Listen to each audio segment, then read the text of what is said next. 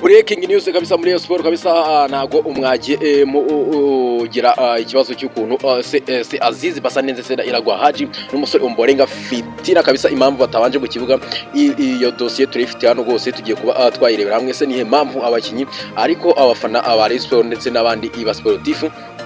Ikindi nabwira abafana ba Rayon Sport nuko umukwezi ka mbere ngo nyuma ko ari kubona Faringanya ari gutsinda neza kabisa, ngo nago bihagije cyane kurazana undi mwato gukomeye cyane mane. Isi ni Rayon Sport irakomeye kubera ko Rayon Sport itsinda nago ibi ngibi babyibazaho cyane, ariko line up kabisa yadutunguye cyane nk'aba sportif cyangwa se abantu bakora football. Rayon Sport ukuntu yari sanzwe ipangwa kabisa, umusore Azizi Basanenze ndetse na Ombolenga Fitina n'umusore Iragwa Haji batari mu kibuga. Ni akantu twamanje kugira amakika ngo turavuga tuti se umusore Irenga Kanga n'umusore Adama Bakayoko babanje mu kibuga mu buhe buryo kabisa. Ibyo bizakuducanga byatumye n'igice cya mbere kabisa ubona ko guhuza umukino byari byanze kabisa. Ngira ngo no kwikunda kwa Adama Bakayoko wabonaga ko mu gice cya mbere byanze, ariko tugiye kuba twakwinjira muri dossier uko bihagaze muri aba bakinyi batatu, impamvu batabanjemo. Ariko ndabashishikariza ukana subscribe nge manifite amakuru indani mu makipe kabisa, mu ndayisimba nyafite.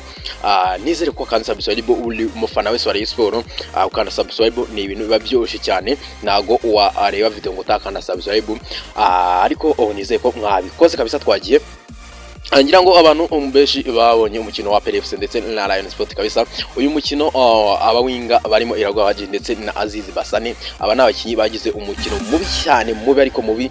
Uyu mukino nta muntu wibutse ko Iragwa Haji arimo ndetse n'umusore Azizi Basane bakinye nabi ariko aba bakinyi umutoza Robertinho kabisa nago yishimiye uburyo bakinye na gato yishimiye gose.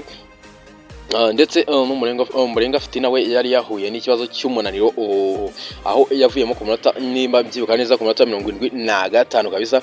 Ndajya mbabwire ngo aba bawinga Robertinho yari yavuze ko gose hariya mu Nzove yari yavuze ko araza kuba bahindura akaza kuba yabazana mu gice cya kabiri nyuma yuko umukino wenda byaba byagoranye akaba yabazana, ariko impamvu yo kutabanzamo ngo ni umukino wari wabanje wa derby.